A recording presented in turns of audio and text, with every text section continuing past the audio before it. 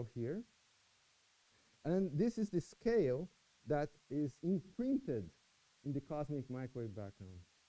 And the interesting thing is that it's not only imprinted in the cosmic microwave background, it's also imprinted in the distribution of galaxies in the universe. It's the same scale. And it's an easy exercise. So this is the speed of propagation of the sound wave that Julien talked yesterday. You can approximate this by a relativistic fluid. So it's 1/3 the speed square. So it's close to the speed of light, but not quite. And you can show, just doing this integral for some particular cosmology, that this scale is around 150 megaparsecs. So this is a physical scale that is imprinted in the CMB and in the distribution of galaxies today. This is incredible. So, and this is what we see as the first peak in the CMB. So this is an image just to show that the idea is to represent here the cosmic microwave background fluctuations. And this is the distribution of galaxies much, much later. And the scale that is imprinted in the cosmic microwave background is also the scale that is imprinted in the distribution of galaxies. And this is so the idea is that the galaxies are not totally random distributed in the universe. They are not randomly distributed, but they have an implicit scale. And it's fascinating to go after and detect this effect. And this has been detected not too long ago. I guess 2005 was the first detection. Okay, so we are going to see more about this later, okay? So this is the end of my second lecture. I have some backup slides, which is about the Hubble tension. So we can discuss about, I have some, I think it's here. So we can discuss this in the discussion session. I think this is a very important topic, and we can discuss this in the discussion session. Sorry? Yeah. Oh, I have changed a little. Oh, okay. Yeah, so I better go here. And where is it? Here. Maybe here. So let me go.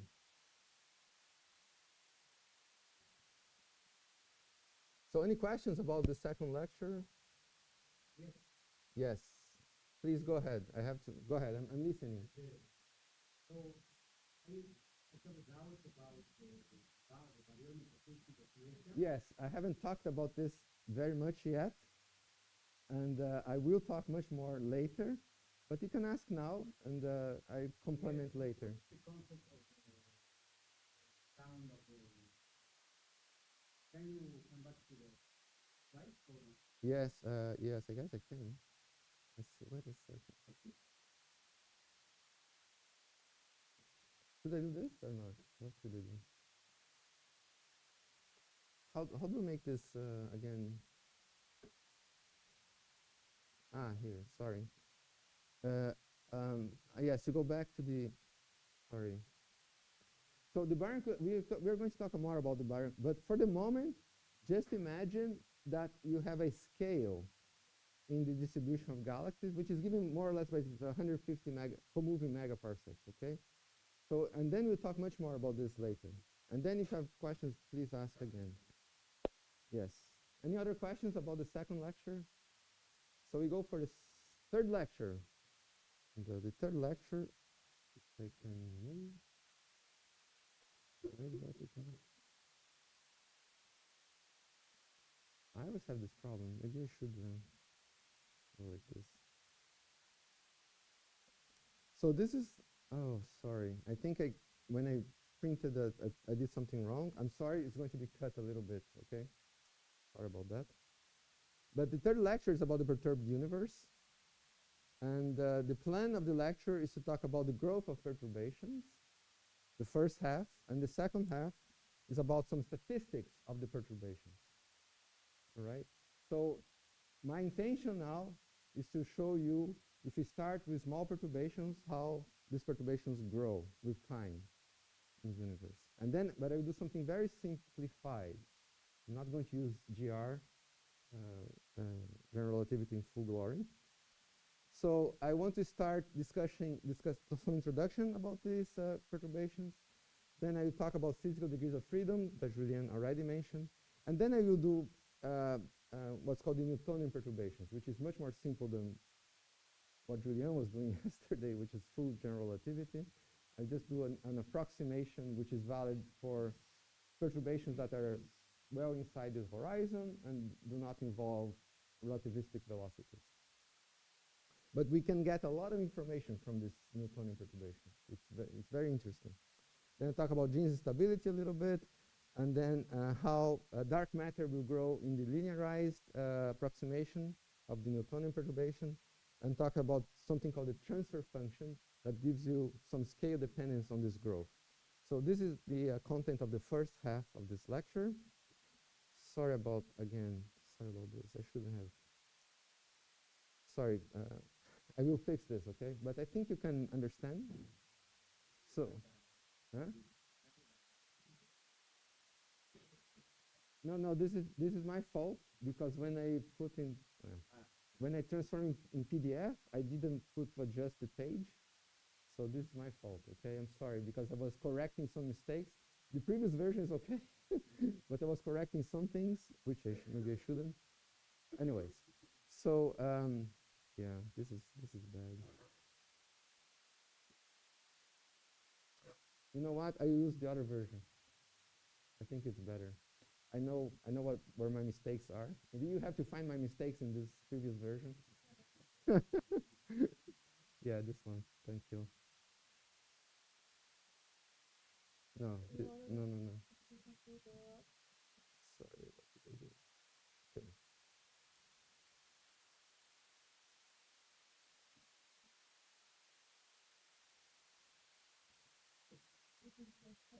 The third one.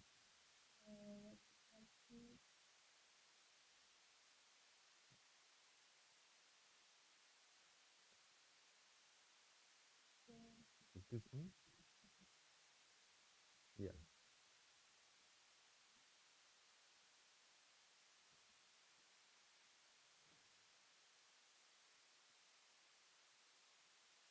Ah, perfect. Thank you. Oh, this is much better. Okay, this is much better. All right. So again, introduction to perturbations. This is the background equations that we talked about yesterday, and right. So the background the background equations we solved using the background form, just time dependence. So Freeman matter Robson Walker for the metric, and a background energy density, and a background pressure. Now, the perturbations in the universe, you have to perturb Einstein's equation, which I wrote in a very schematic way. This delta G is the perturbation on the Einstein tensor, and this delta T is the perturbation on the energy momentum tensor. But what you actually do is that you write now the metric as the background metric plus some small perturbations, the energy density as the background energy density plus perturbation, pressure, background pressure plus perturbations, and you also have velocity perturbations that Julien talked about yesterday. So that's what you have to do. You have to worry about these perturbations. Now, Julien also mentioned the degrees of freedom. So there are 10 degrees of freedom in the Einstein tensor in general with perturbations. There are 10 degrees of freedom in the energy momentum tensor. There are 10 equations. Einstein's equations are 10 equations. And then there are 4 what is called a redundancy relations or gauge relations, which are related to the general coordinate transformations that are invariant, that they're invariants, they're symmetries of the theory. So you have to take into account this redundancy. It's like a photon, right? When you describe a photon, you use a 4 vector, don't you? A mu, but not all the components are physical. It's the same thing here. So we have to impose some gauge constraints or use some gauge independent variables. So anyways, it's possible to find 6 gauge invariant degrees of freedom, and these are called the Bardeen variables that Julien talked about yesterday. we can work with gauge invariant quantities, or we can fix a particular gauge, and these two things are similar. Just because Studeni will talk about this, two of these degrees of freedom are associated to gravitational waves, and as Julien, we're going to concentrate on the scalar perturbations. So I do now something very simple. I'm not going to go into the full glory of general relativity. I'm not as courageous as Julien is. So I'm going to do Newtonian perturbation theory, which is a good approximation if we are talking about perturbations that are inside the horizon, very inside the horizon, and does not involve relativistic matter. So in this case, we are going to use Newtonian dynamics. It's really Newtonian dynamics in an expanding universe. That's all we are going to use. So this fluid dynamics, the Newtonian fluid dynamics, that describes a fluid is given by these three equations that we're going to analyze. One is the continuity equation, which is related to the energy conservation. The other is so-called Euler equation, which is related to the force law in Newtonian mechanics. And the other is the Poisson equation that relates the gravitational potential with the distribution of matter that you have. Those are the three equations we're going to work with. Then we're going to linearize these equations and see how perturbations evolve with time. That's the plan. Now, what I'm going to do next is to look at these equations, perform the perturbations, perform the linearizations, and find one equation, which is amazing. We can find one single equation that controls how small perturbations in the density of matter, for instance, grows with time. Okay? So this is the, in 10 minutes we'll get there, I think. So now a few equations. This is the continuity equation. This is how the energy density varies with time. It's related to the flux of the energy density in a certain volume. The v is the velocity of this element, this fluid element. So we talk about fluid elements with mass density rho and velocity v at a certain position r at a time t. So I'm not writing all the variables, but this is what you have to understand, okay? Again, this is the energy, the continuity equation or the energy conservation. This is the Euler equation. That is something that's related to the derivative of the velocity, so it's acceleration. And this is the gradient of the pressure, so it's a force, plus the gravitational force, which is the gradient of the gravitational potential phi. And this is the Poisson equation. And I put explicitly that this is written in physical coordinates r, because I'm going to change to comoving coordinates soon. Okay, so we can linearize these equations with small perturbations, which means that I expand the energy density into a background energy density plus perturbations, pressure, do the same, background pressure plus perturbations, velocity, background velocity perturbations, and potential, background potential plus perturbations, okay?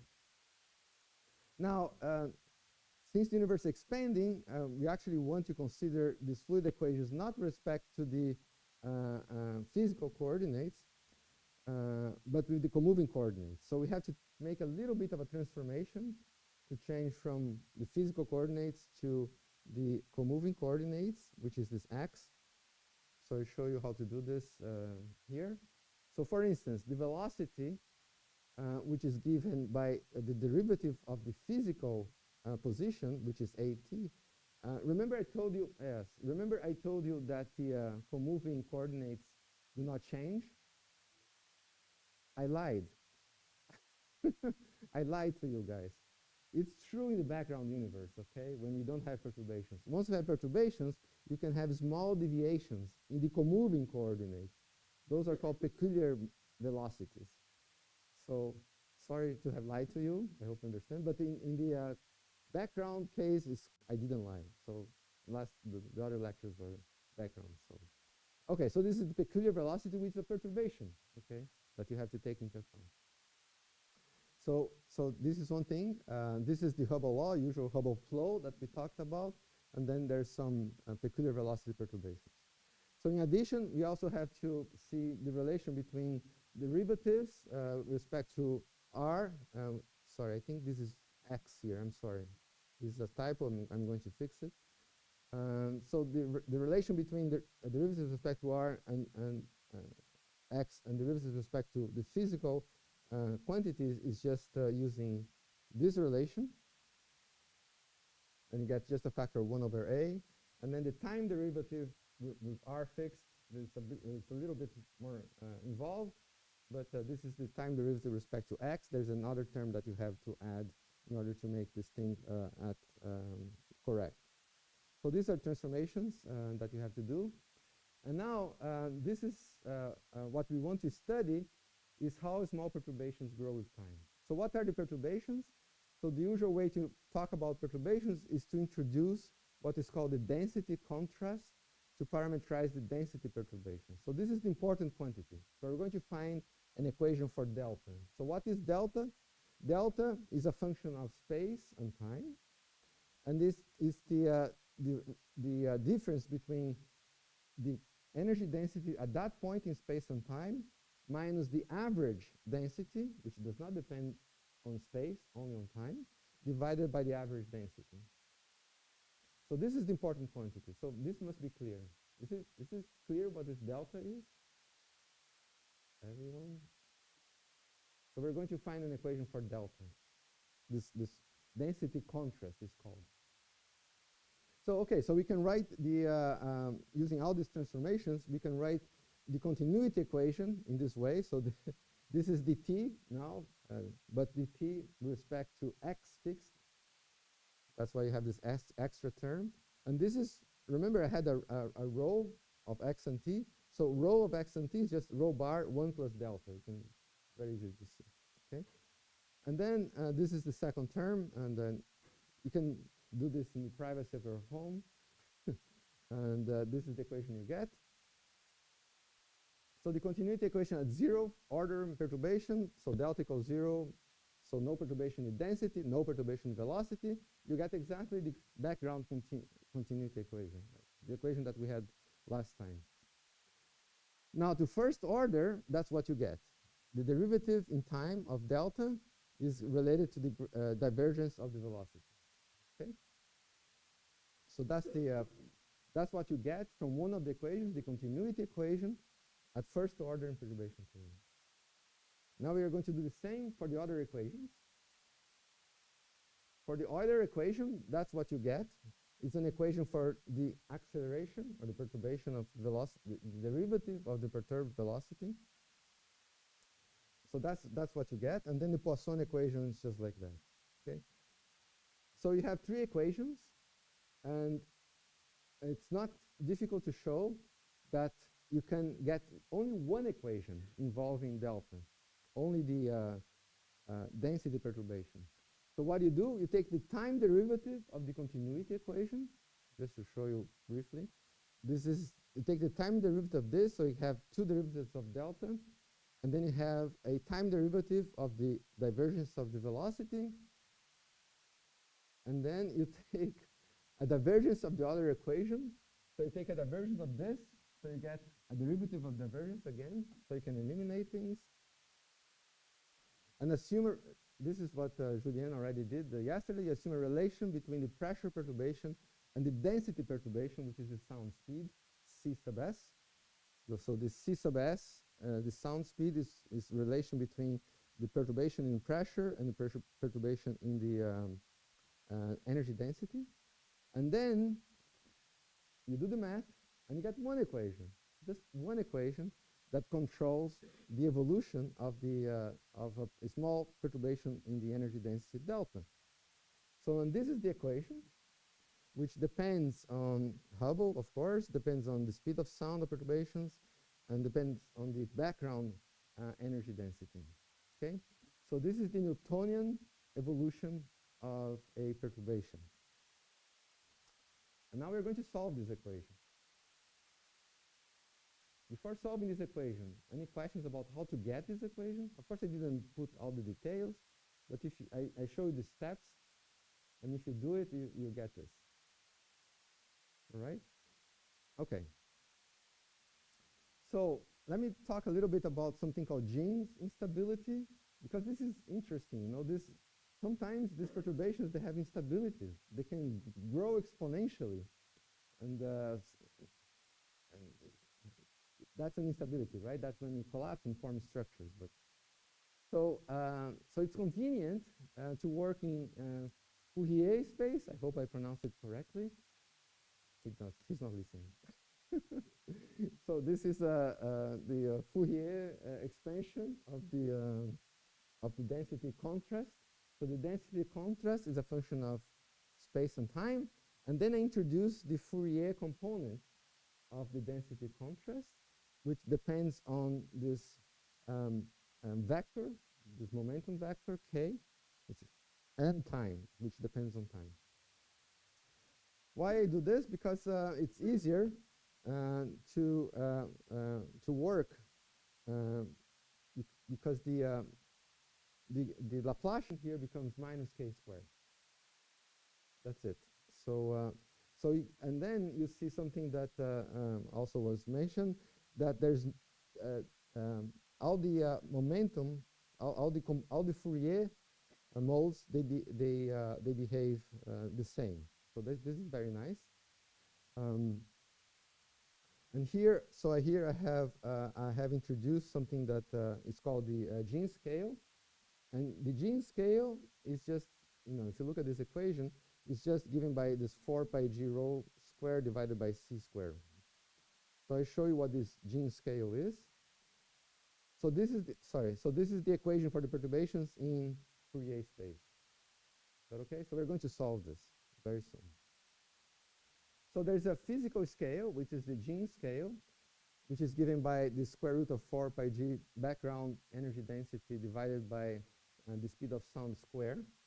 And associated to this wave number, there's a scale, and the scale is called the gene scale. It's just the inverse of this wave number. So what is this gene scale if the speed of sound is 0, like it is for non-relativistic matter, very close to 0? What is the gene scale if the sound speed is close to 0? It's infinite, right? It's infinite. And what we're going to see is that the perturbations grow when, I'm sorry. I say it wrong. So let me repeat the question. What is the gene scale, lambda, when the speed of sound is of non-relativistic matter, which is very small? It's 0, right? 0. Huh? Why? So because if the speed of sound is very small, this wave vector is very large, and the gene scale is 1 over. Okay? So this is, the gene scale is very small when you have dark matter, for instance, or something that moves very slowly.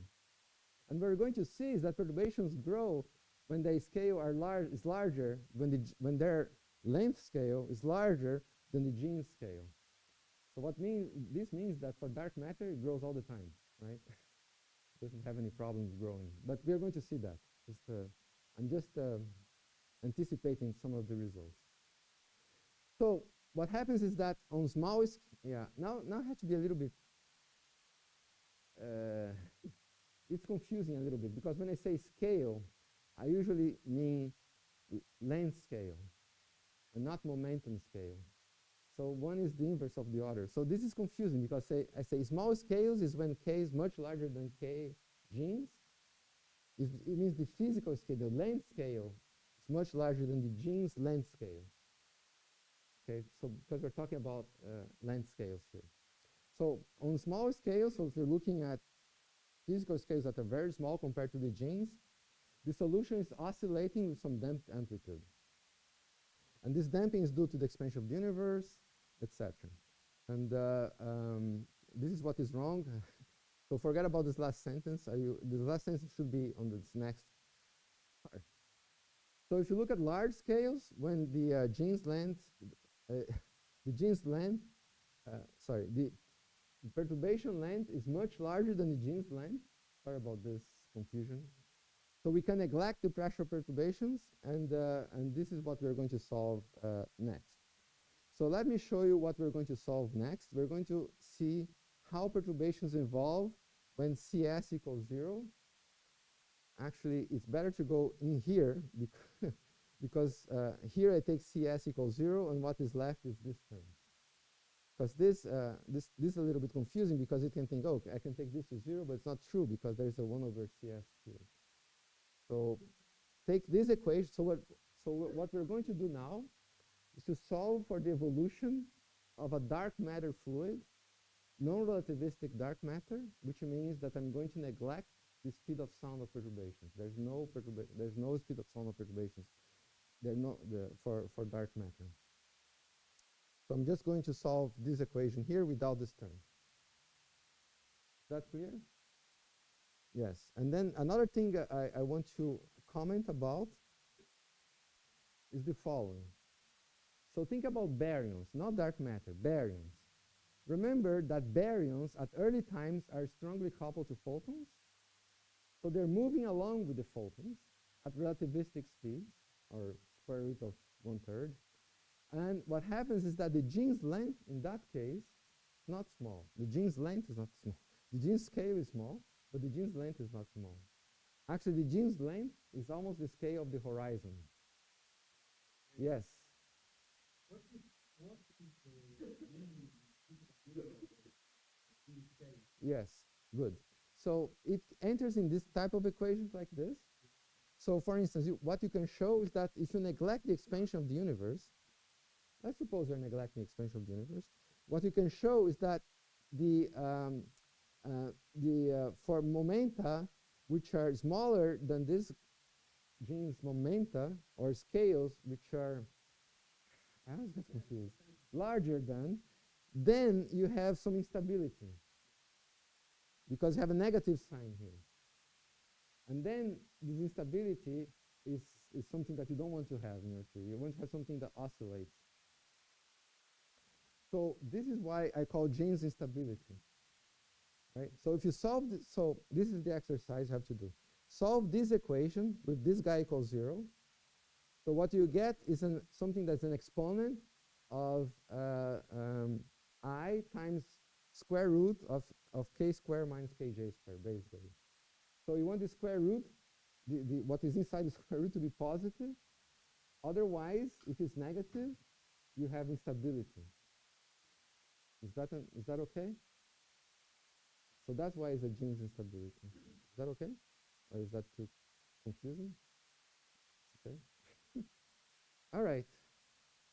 So yeah, let's talk about baryons. So for baryons, the Jeans length is very large, which means that, as I was saying, the perturbation has to have a length that's larger than the Jeans length in order to grow. So you know what that means? That baryons, when they're coupled to photons, the perturbations do not grow. That's what it means. And that's not so good because we know that we need perturbations to grow to form us. If they don't grow. And that's one of the 1,000 reasons why dark matter should be present, is because dark matter perturbations can grow because the Jeans length is very small. Okay? All right. So what we're going to do now is to solve for dark matter. So this is the equation we have to solve. First of all, there's no more scale dependence. So each wave vector k obeys the same equation because there's no dependence on the momentum. And that's important. So there's a scale independence in this equation. So there's a hidden k vector here. It doesn't matter because it's the same for all the k vectors. So it's only a time-dependent equation. Okay, there's no momentum dependence. And we are going to solve this equation in 3 regimes for the expansion of the universe. When the universe is matter-dominated, when the universe is radiation-dominated, and when the universe is dominated by a cosmological constant. And we're going to see how these perturbations grow in each of these 3 cases. That's what I'm going to show you. Okay? So let's go for the first case. The first case is matter domination. So in matter domination, I showed in the previous lectures that the scale factor goes like the time to the power 2/3. If you look at your notes, that's what we obtain, which means that the Hubble factor, which is A dot over A, goes like 2/3 times T. Okay. Why I need this? Because I have Hubble here. Okay. Good. And then so I also need a relation between. Remember, I have 4 pi g rho matter, and what I can show that when universe is dominated by matter, this is the first Friedman equation. So I can relate 4 pi g rho with age, and goes like h squared, and age goes like 2 over 3t. So this guy here is 2 over 3t squared. So it's amazing that you can solve this equation, because then when you put this is Hubble here, 2 times Hubble, so this is 4 over 3t, and this is 4 pi g rho m, which is 2 over 3t squared delta m. So this is this equation. Is this equation here. And now you can solve it. It's just a combination of power loss and time. So there are two. So it's easy to show. Just assume that this is the t to the power alpha. Plug this in. You have a second order equation for alpha. There are 2 roots. One root is -1. The other root is 2/3. Okay. So there's a mode that decays with time, because time grows. So if it goes like t to the -1, this mode decays, and this mode grows with t to the 2/3. Because there are 2 roots. One is -1, the other one is 2/3. Okay? So far, so good. But then, if you are in a matter-dominated universe, the scale factor grows as t to the 2/3. So the growing mode goes like the scale factor. And this is the result you should remember. So the growing mode of dark matter perturbations in an era that is dominated by matter grows like the scale factor. Important result. Okay? This is an important result. Okay, good. Now let's see what happens in radiation domination. In radiation domination, most of the matter is in radiation, but we're looking at how matter is evolving. We already saw that the scale factor goes like t to the 1/2. So Hubble is 1 over 2t. And since matter is irrelevant, is dominated by radiation, the last term in the equation is irrelevant. So you only get this is the equation. This is the simplest thing. And then the solution is a constant mode and a mode that grows very slowly with time. So sometimes we just neglect this. Of course, you have to, when you do it correctly, you have to take. So it's a very slow growth with the log of the scale factor if you are in radiation domination. So let's see now what happens if you are in a cosmological constant dominated phase. And this is what happens. In a cosmological constant domination, the scale factor goes like the exponential of the Hubble. So age equals constant. That's what happens during cosmological constant domination. Age is just a constant. The last term can be neglected again because it's just the matter, and the matter is irrelevant. And then the solution, there are 2 modes. One is a constant mode, one is a decay mode. So the conclusion is that if the universe is dominated by a cosmological constant, perturbations in matter do not grow. That's the conclusion. Which is kind of intuitive, because it's hard for perturbations to grow if the universe is expanding exponentially. Intuition is this, but this is the result. Okay? So now we know how perturbations grow if the universe is dominated by perturbations in dark matter. How perturbations in dark matter behave if the universe is dominated by matter, dark matter, if the universe is dominated by radiation, and if the universe is dominated by a cosmological constant. For us, so we're going to see the consequences of this. So basically what you can say is that when the universe is dominated by matter, it grows with scale factor. If it's dominated by radiation, it does not grow. And when it's dominated by cosmological constant, also does not grow.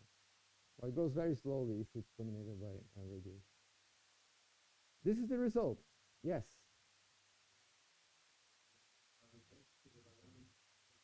Not necessarily. Yes. So dark matter was never in coupled to radiation, for instance. It's always non-relativistic. So it's uncoupled.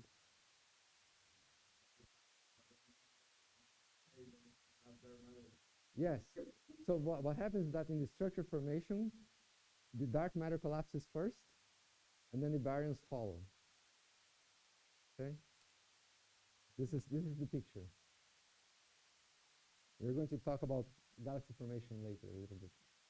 But this is very, very naive. Of course, you can do much more sophisticated things. If you use class, you do everything exact. And yes, this is just for you to build, to see where it is coming from in a simple way. Okay, this is a very simplified, but it's correct. It's not exact, but it's correct. So okay, so it's convenient to introduce what's called a linear growth a function that can describe this how these molds grow with time inside the horizon. So they have to be inside the horizon, of course, because we're neglecting general relativity, but they have to be larger than the gene's length in order to grow. And what I showed is that the growth is independent of scale. So the growth function is just function of time, this d of t in the linear case. Okay, and this d of t is the thing that goes with like the scale factor or with the log of the scale factor, or does not go at all. So, and this is the initial conditions. Okay, this is the perturbation at some initial time, and then this is what relates the perturbation at some initial time t0 with the perturbation at some time t. And then we just computed what this growth function is. Okay, and now I have to be a little bit more careful because there's some very nice physics that is introduced by the fact that the universe goes from one phase, radiation domination phase, to another phase, which is matter domination phase. So there's some physics involved there, and there's a scale involved there. And the scale is the scale where you have an equality between the energy density of radiation and energy density of matter. That is, when the universe passes from radiation domination to matter domination. And there's a scale there. So it's not true that this holds for all scales. And I show you the departure of this assumption, where it comes from. And it comes from this transition. So let me try to show you how to do this. So so there's some scale dependence. In this case, there was no scale dependence. I didn't include any scale dependence. But in the physical case that we're analyzing the universe, because the universe goes from radiation domination to matter domination, that introduces a scale. And I'm going to show what is the effect of this scale in the growth. Okay? And this effect of the scale is encapsulated in something that's called the transfer function. So I want to talk about the transfer function now. And the transfer, so let me introduce the transfer function. So growth of perturbations that are larger than the Hubble horizon, we cannot compute in this very simple framework. So I'm going to show the result. But it can depend on the comoving scale that's characterized by this wave number k. So even at the linear level, there's a dependence on this on a scale that I will show. And then, so we introduce this dependence on the scale, or the possibility of the dependence of the scale, by changing this previous equation here by introducing what is called the transfer function, T of k. So all I'm doing is to put some function here, T of k, that will encapsulate this information of the transition of the universe from radiation domination to matter domination, because this is a scale, physical scale in the universe, and that changes the behavior of the perturbation. So if the perturbation is always inside the horizon, as we saw in the Newtonian case, this perturbation would be only one. This transfer function is one. because you have perturbations that are outside the horizon and they enter the horizon later on, then this thing will not be 1. And I show you what is this transfer function because of this effect. So bear with me.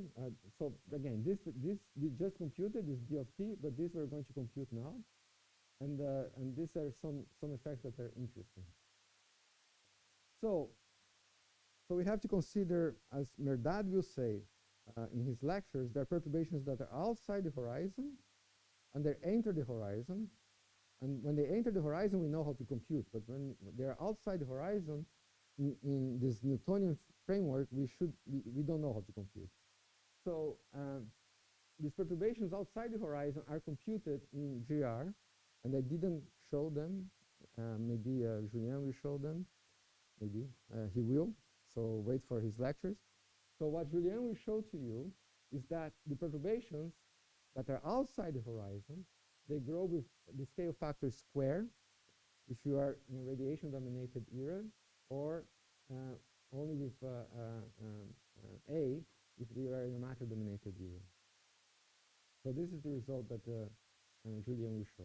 So the idea is the following, is that you have some perturbation that's outside the horizon, and then they enter the horizon. And when they enter the horizon, depending whether they enter the horizon when the universe is dominated by radiation. So let me ask you this. Suppose you have some perturbations that are outside the horizon, and they're growing, either with I square or A.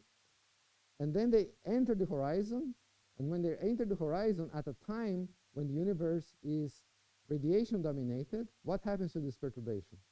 How does it grow? I know it's too much information.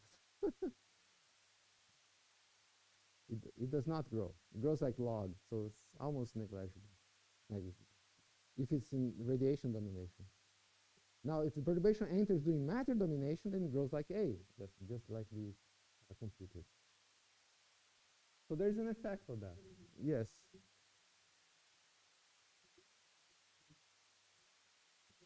Yes.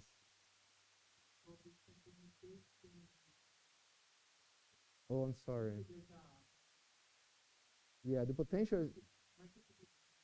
Okay, sorry about that. Yes, yes. The potential is constant, but the delta, I think, so it's maybe some gauge. But this is going to be important for me to work the the transfer function. So okay, so maybe okay. Maybe there's some differences in the case. So the perturbations that are produced during inflation, they are outside the horizon, just because during inflation the horizon is decreasing, and then they eventually enter the horizon.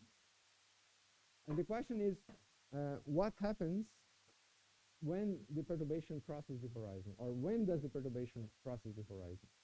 So as we already said, the perturbation enters the horizon when there's a scale, which I called HC, by, I want to just say horizon crossing here, is just the comoving Hubble scale.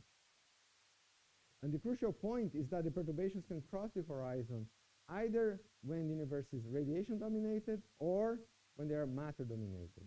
So when does it cross the horizon is when this horizon crossing, so this scale, sorry, of matter radiation equality is given by this K equality, and this crosses the horizon at this this scale.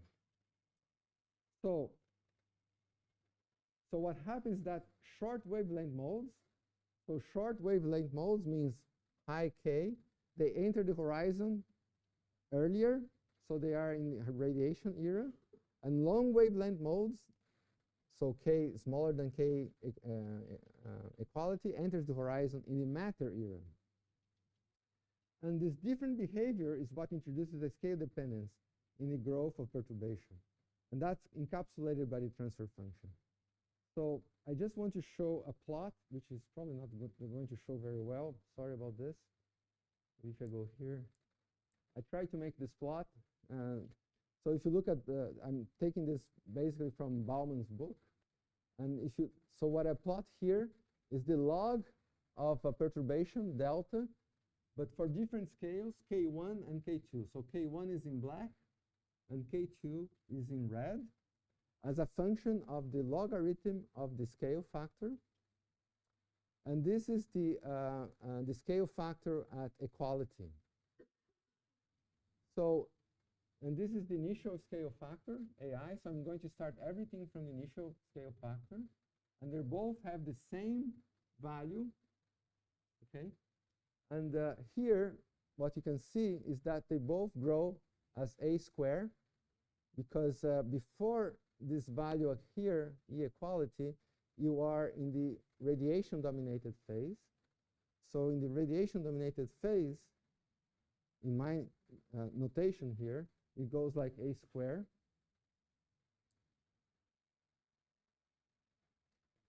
So I just want to show you the difference, okay? So there's these two modes, one characterized by momentum K1, and the other by wave vector, sorry, K2, momentum. And K2, the vector K2 is larger than this quantity here, which is the equality vector. So the perturbation goes out of the horizon, sorry, goes inside the horizon before the equality, because the length is smaller. So just follow my finger here. There are two lines here, one red and one black. And the red one is going to go out of the horizon earlier, and it goes out of the horizon before, so during radiation domination. And during radiation domination, it does not grow. So now it's inside the horizon, does not grow, and it grows after the universe becomes matter dominated again. Now the black one, that's the one that stays in the horizon, stays outside the horizon, and enters in the horizon when you are matter dominated. So it goes here and then enters the horizon, and it goes like the scale factor A. So what you can see from this plot, that which one grows faster?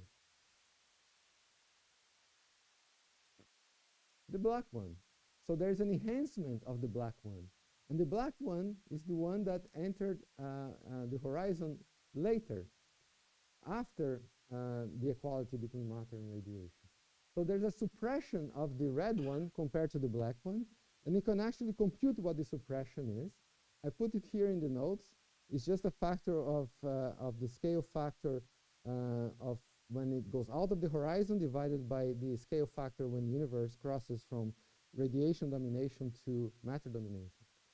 So if you follow this computation, which I can discuss more in the discussion session, what you find is that if you have a situation where the mode has a wave number which is smaller than the equality mode, the transfer function is just 1. It doesn't change.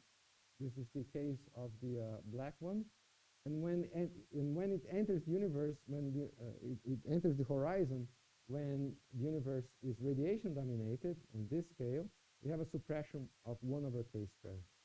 So this is the result of the simple analysis of the transfer function. So there is some dependence, scale dependence, that enters in the computation of the growth of the perturbations in dark matter, just because of universe changes from radiation domination to matter domination.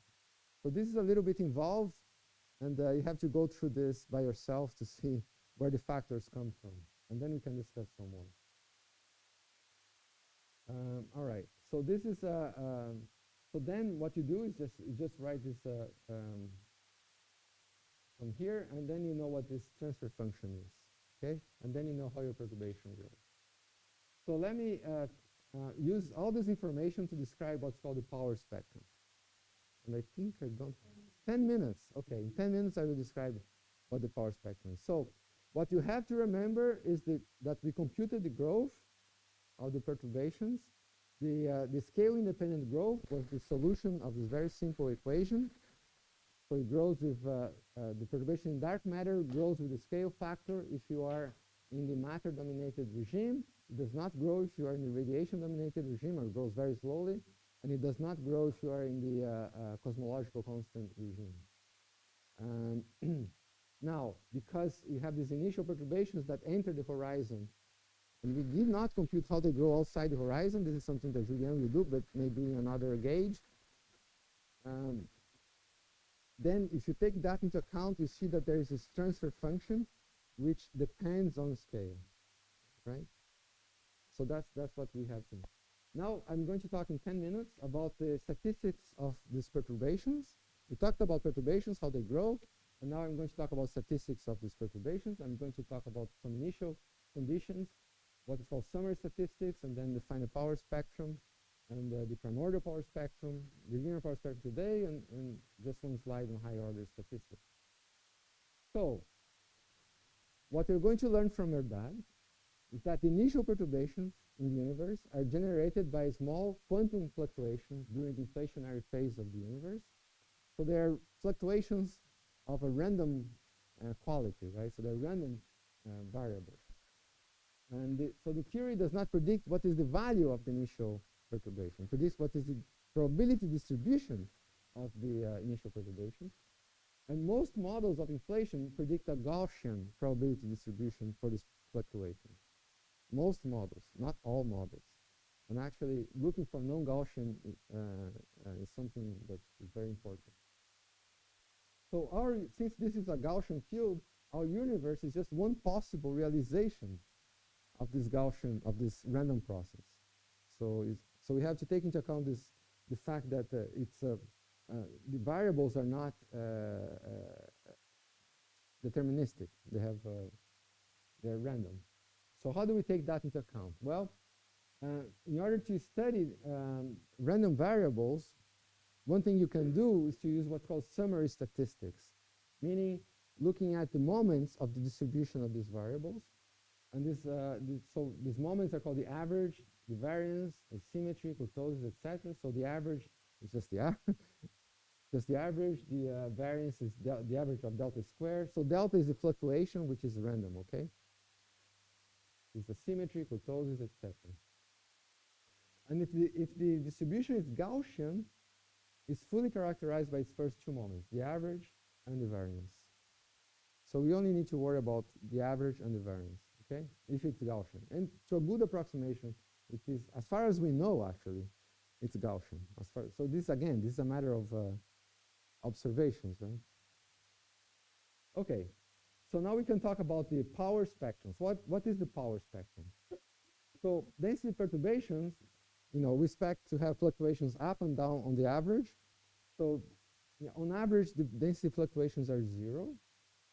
And so we only need to define what defines completely the distribution is the two-point, what's called the two-point correlation function, or the variance.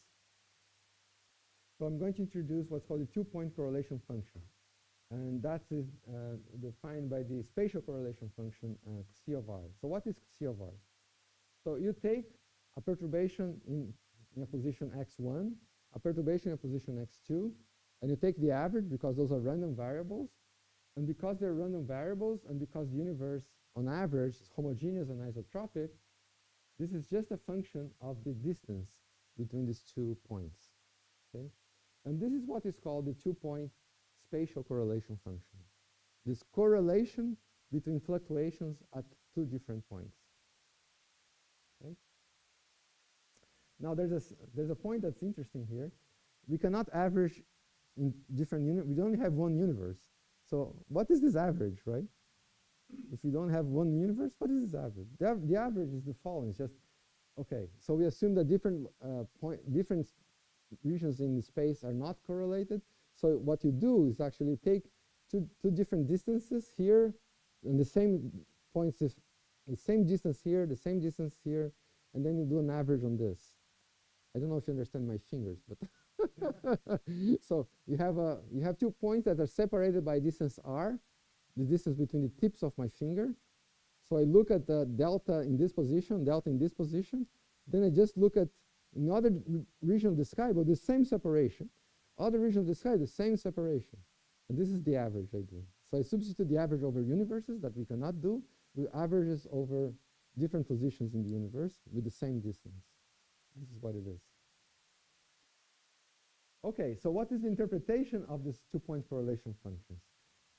It's an excess or deficit of clustering over a random probability at a given scale R. So this is the probability of finding a galaxy at a point 1 and a galaxy at point in a volume, sorry, infinitesimal volume V1, and at the same time another galaxy at infinitesimal point V2. If they are totally uncorrelated, this joint probability is just the product of the volumes. If there's some correlation, then it's not. And this is, yes.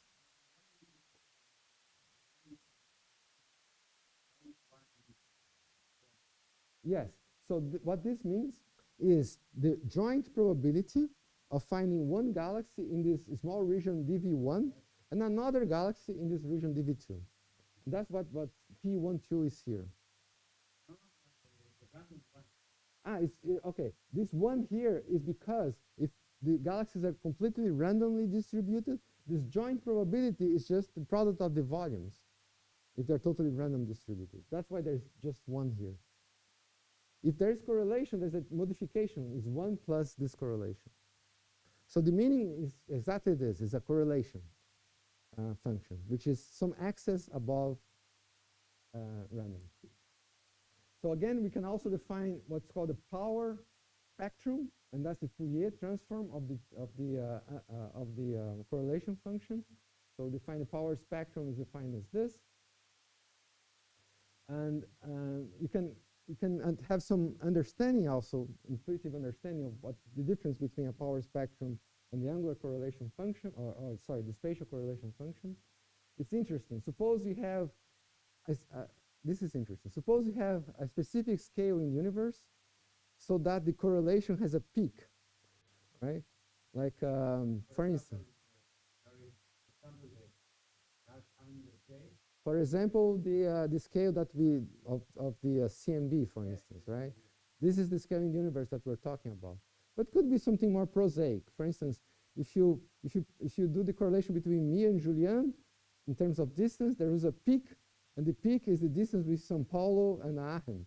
There's a huge peak there because most of the time he's in Aachen, most of the time I'm in São Paulo. So there's a huge peak there. There's a scale, right? And then if you do the Fourier transform, you get these oscillations. So you see the origin of oscillations in Fourier space is because there's this particular scale in real space. Okay, so in terms of the Fourier modes of the perturbations, the power spectrum can be defined in this way. So this is, again, this is what Julien was saying. There's an independence of the Fourier modes. So you only have P of k here, which really is what characterizes the fluctuations in the universe. And this is called the power spectrum, okay? This is called the power spectrum. Sometimes people define a modified power spectrum because this has dimensions of k to the minus 3. Sometimes people multiply by k cubed in order to have a dimensionless power spectrum. I'm not sure if Julien is going to do this, but some people do. And for this one, I didn't multiply by k cubed. Now, recalling that we just wrote, I need 2 minutes to finish. We just wrote that the Fourier mode grows in time like this. So the power spectrum, this is interesting. The power spectrum is given in a time t, is given by this growing function square times the transfer function square times some initial power spectrum.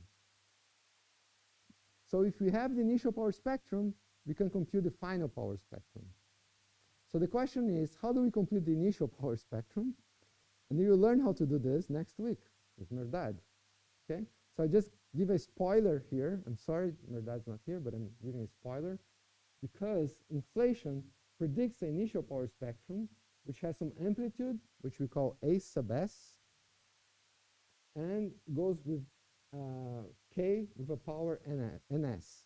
So those are two numbers, and actually inflation can predict both of them, given a model. But those are usually free parameters in what we call the lambda CDM model that we fit for these parameters. The prediction of inflation is that n sub s is very close to 1, And the value 1 is, I think was mentioned before, is so-called Harrison-Zoldovich value of this spectrum. All right, so this is the result for Planck. So it's close to 1, but definitely not 1. But this is the initial spectrum, right? So very close to 1 here. So very close to 1 here, if I plot the power spectrum as a function of k, you would expect that for small wave numbers, it goes like k, right? Because p of k goes like k. But then if you go to larger values of k, you have to take into account the transfer function. And the transfer function, if you remember, went as 1 over k squared. So the square of the transfer function is 1 over k to the 4th, right? So you have to multiply k with k to the minus 4, you get k to the minus 3, and that's what you observe. Okay? So you can see in the measured power spectrum of matter, this is actually a funny plot, but you can actually see in the measured power spectrum that's from different observations from Planck, from Sloan, Bose, Dass, etc. You can see this turnover. This turnover is due to the fact that there's a scale here. And guess what is the scale? Who can guess? Let's see. What is the scale? It's the equality. Because the moles that enter before the equality, they don't grow as much as the moles that enter after the equality. So this is the turnover, and this is observed, okay? So I just say this is the last slide about higher order statistics. So this is the power spectrum. And again, you are going to learn how to compute the initial power spectrum from Merdad. I showed a little bit how to compute the transfer function and the growth function. Okay, so I did 2/3. Not bad. Merdad's going to do 1/3. That's the harder part, actually. He's going to have much more trouble than I have. Okay, so you can say, all right, so for a Gaussian power spectrum, that's enough. But of course, we want to test if the fluctuations are Gaussian or not. How do we test that? So one way of testing it is to looking at higher order statistics. And what I mean by higher order statistics, look at 3-point correlation functions. And that's the definition of what's called the bispectrum, which is usually denoted by the letter B. And I'm pretty sure that Marko Simonovic or someone will talk about bispectrum next week. So I just want to show that this is the definition of the bispectrum, and non-Gaussian perturbations can be studied using measuring this bispectrum. Now, the complication is that general relativity is nonlinear theory. So actually, one expects a non-Gaussian field, even if you start with a Gaussian field, because of nonlinearity. So you have to distinguish between these two cases. Okay, that's difficult. And that you can ask Marko Simonovic how to do that, because I don't know how to do that. So I stop here. Sorry, I went through a lot of material, so the slides will be available. So yeah, any questions that you may have, please ask, or we can talk more about this. Yes.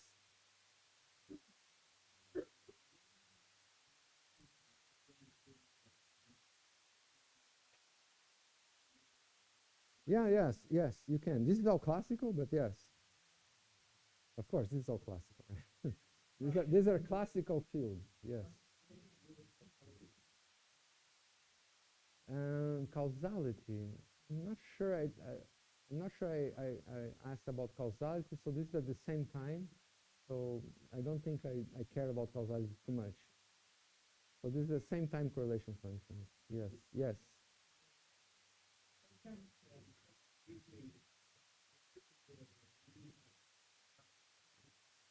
Yeah, so the transfer function describes the scale dependence of the growth of the perturbation. So it's actually here. So this is the meaning, okay?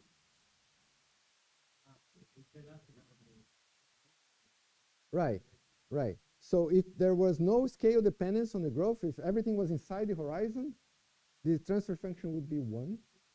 Now, since the moles, they come from outside the horizon, and then they enter the horizon, there is some scale dependence because the growth depends whether they enter the horizon when it's radiation dominated or matter dominated. So this is the interpretation of the transfer function. It's really important, yeah. Yes.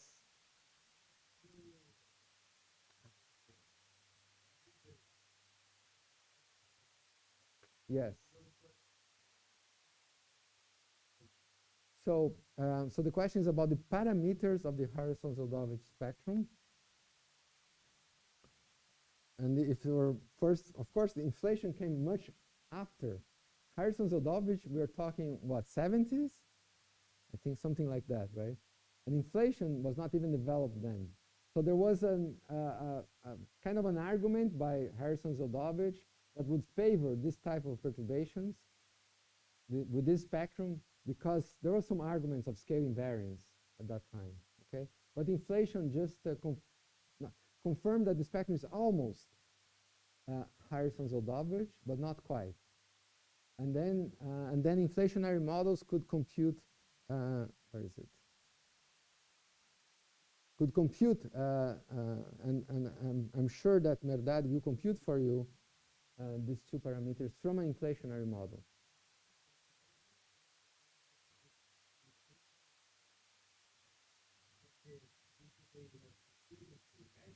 No. The precision came mostly with Planck. Already with Kobe. Even 60s. Okay. Yes.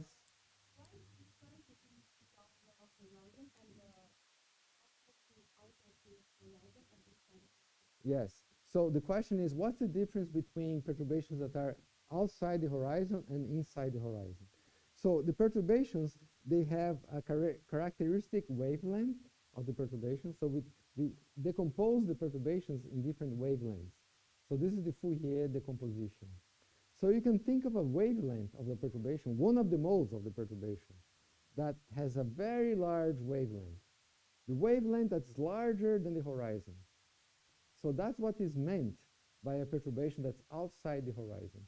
The wavelength of that mode, so you take a perturbation, decompose into Fourier modes, and if the scale, the length scale of the Fourier mode, which is the inverse of the Fourier k, the wave number, if it's larger than the horizon at that time, you say, this mode is outside the horizon. That's what it's meant. And then the horizon decreases with time if you're in inflationary phase, and eventually this mode will enter the horizon. Okay? Thank you. Thanks for the question. Yes.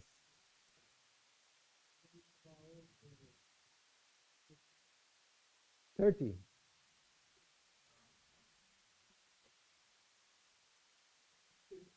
50. Oh my gosh, 50.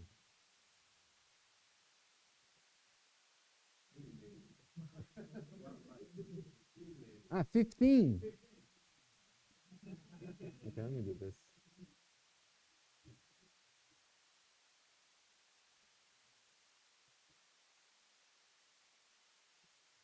I think that's easier, no?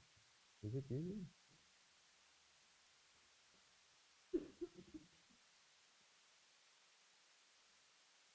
Yes, here.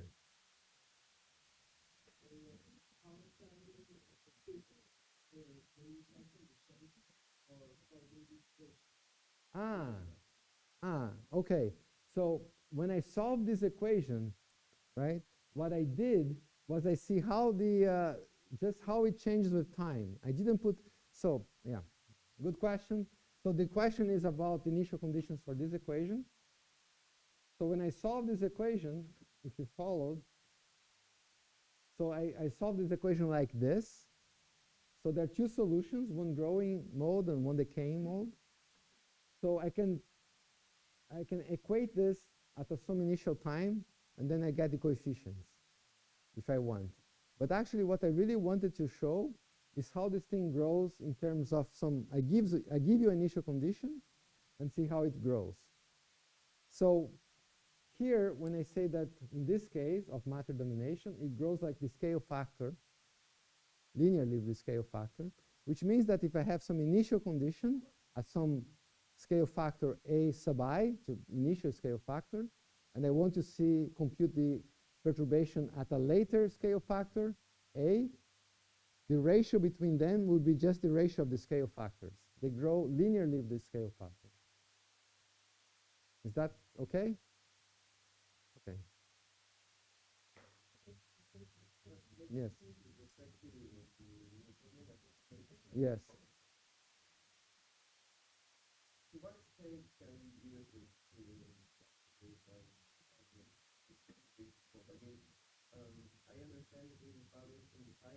Yes.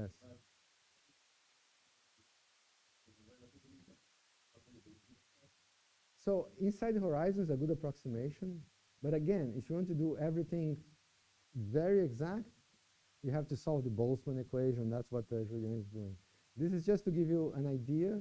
It's a pretty good idea what's happening. I show you that the results agree with the data. But if you really want to compute precisely, then you have to do the whole thing, not the Newtonian approximation. Yes. Regarding this? Yes. But there are some observables. Yes. That for what, for example, I have sigma 8. Yes. For what it is enough to compute this Newtonian perturbation equation. Right. Why is this so? Why is this so? Yes. Because again, what particular of that observable that can neglect the other? Right, because you're looking inside the horizon always. So you're looking for perturbations inside the horizon, and then F sigma 8 is okay. Only measuring this kind of effect. Yes. So you're inside the horizon, you're only measuring, so sigma, I didn't talk about sigma 8, but sigma 8 is basically the, you take your perturbation and you average the variance of this perturbation in a radius of 8 megaparsecs, 8 minus 1. That's sigma 8. So it's a measure of the variance of the perturbations. And F is basically the growth function that I just mentioned. So F you can compute inside the horizon, and that's what we just computed. And sigma 8 is something very local also. 8 megaparsecs is nothing, right? Okay. We go now for coffee and we get back at 11:15. Okay.